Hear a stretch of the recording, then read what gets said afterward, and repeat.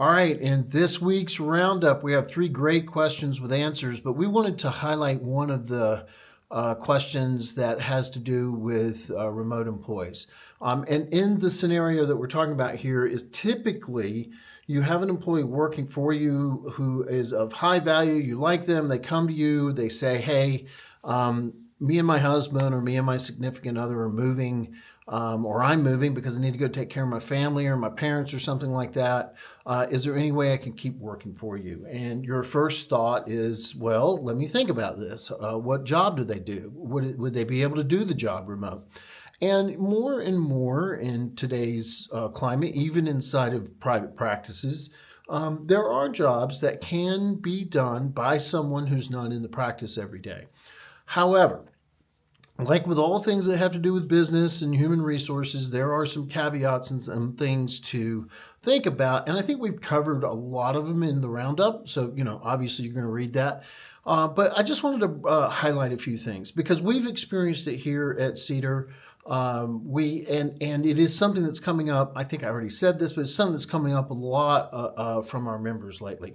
So here's the first thing I want you to know. There is no law that says something about how you have to treat remote employees. However, as we put in the article, the different states that people work in have different laws. You hear us say that all the time. Well, that doesn't change. If you're in, say, New York and you have an employee who wants to move to California, the rule is that you have to follow the laws in California for that one employee. So if you are a member, you enjoy the benefit of coming to us and saying, hey, we have this employee and they're going to be working there. And at that point, we're going to work with you to identify the things that are different in California than they are in New York. And we would actually have to create some addendum policies that apply only to that remote employee. Now, getting that out of the way. So that's the legal side of it.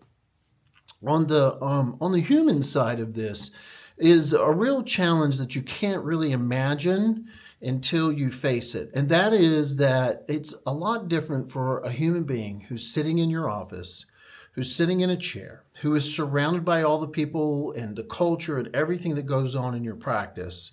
There's a big difference between them sitting in that chair and doing their job and sitting in a chair in their in a spare bedroom in their home, miles and miles away. There's all kinds of differences I can't even cover in this video, but there's the time difference, which is a big deal. You might not think 1 or 2 or 3 hours is a big deal, but it really can be. There is interaction. I mean, they can overhear things, good things, and be a positive influence inside of your practice when they're sitting in a chair and when they're in the meetings, when they're doing everything that everybody else is doing.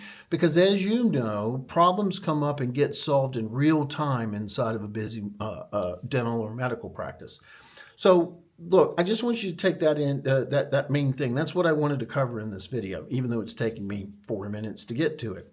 The real challenge here is keeping the employee attached to you, keeping the person who manages that employee attached to them. So it takes a lot of extra effort. You have to put some systems in place. You're probably going to have to use something like Slack or Google's same version of that so that you have an open channel to this person all the time. You have to set rules about how quickly they must respond to like a chat message that comes to them. You're going to have to meet with them more often than you may have had to meet with them. So if you're not doing one-on-ones with your employees already, then you would definitely need to consider that you have to do or need to do one-on-ones with remote employees so that you can stay in touch with them and they can, so you can be giving them constant feedback and they have a connection back to you. The other thing is and this is not speaking about anybody's their morals or anything about that, but it's a lot different to work inside of a building than it is to work by yourself. And what we found is a lot of employees find that once they're out there on their own and they are missing the structure of getting up, having coffee, getting the kids off, getting in the car, coming to work and going back, once that structure falls away, they have trouble focusing, getting things done, and the next thing you know, you have an employee who's really working half-time and disconnected from your business.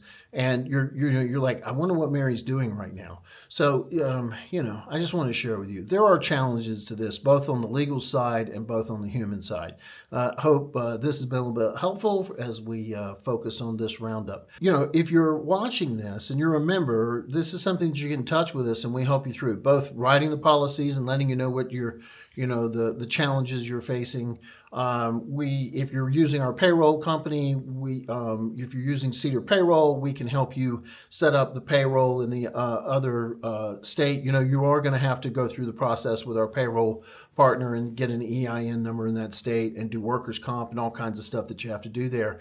If you're not a member, then this is something that we can help you with. This is something we help our members with all the time. If this video has been helpful, if you're watching this video and you're like, what in the world is a roundup?